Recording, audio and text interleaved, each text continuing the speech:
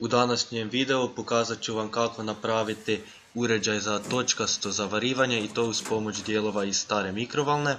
Ovdje imam staru mikrovalnu, ja sam već koristio neke dijelove iz nje, pa ću samo uzeti ovaj transformator.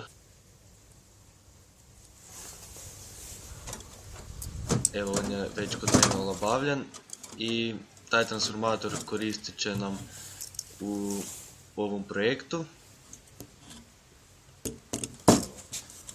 Transformator se sastoji od primarne i sekundarne zaveznice i mi moramo sada ovu sekundarnu, znači ovo koje ima više namotaja, gdje je tanja žica, nju moramo odrezati. Ja sam odrezao tu žicu s ovakvom brusilicom, trebalo mi je podosta vremena jer je žice puno i jako je teško rezati ju, odnosno ona je jako čvrsto zalijepljena za taj transformator.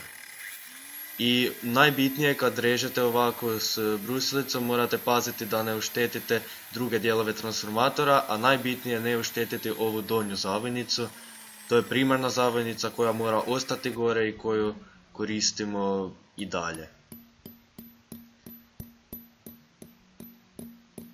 Evo, na svakakve načine sam probao izvaditi tu sekundarnu zavojnicu i trebalo mi je kojih sat vremena jer sam pazio da ne oštetim druge dijelove transformatora.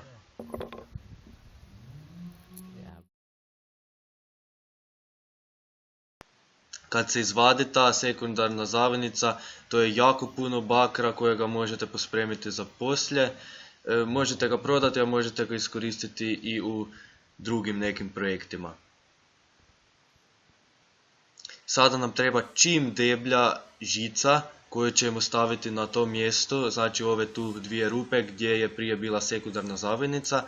Ta naša žica mora biti čim deblja i čim je deblja žica po njoj ide više struje, pa čak do nekih 300 do 500 ampera može ići po toj žici, zato pazite da uzmete čim veću žicu i stavimo samo 1,5 namotaj te žice.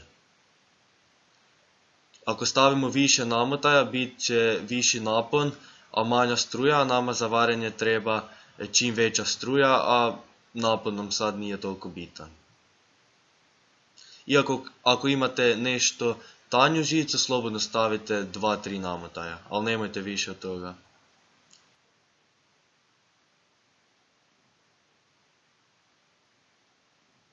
Sada sam na ovaj transformator spojio naponski kabel i priključio na struju.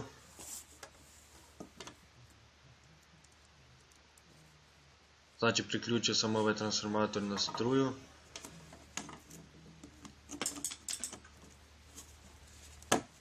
I on jako zuji. To se jako čuje. I to nije problem. I sada sam spojio neki čavao. Vi možete tu bilo što trebate točkasto zavariti, vi to možete spojiti. Naravno mora biti metalno. Drugačije ne ide. Mora provoditi struju, ali to većinom svi metale i rade. Vidite da je tu izrazito jaka struja, ona zažari ove moje čavle i oni se zažare do te mjere da se rastope i na tom mjestu gdje se rastope se oni spoje u jednu cjelinu i kad su tako spojeni njih je jako teško odvojiti. Ja sam sad probao ih odvojiti još dok su bili topli i uspjelo mi je, ali kad sam to probao kad se već ohladilo to sve skupa, njih je bilo nemoguće tako rukama odvojiti.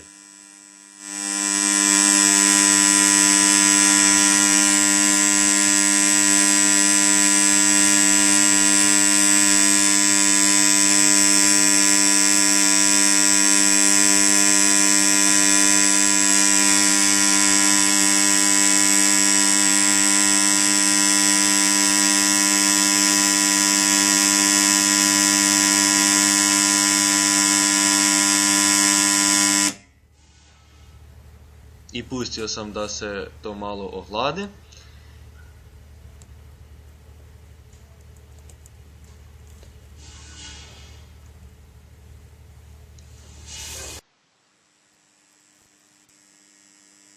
I na kraju sam probao staviti kovanice od 1 i 2 lipe i potpuno ih je rastalilo. To vam vjerojatno govori dovoljno o jakosti struje koja prolazi kroz ovaj transformator.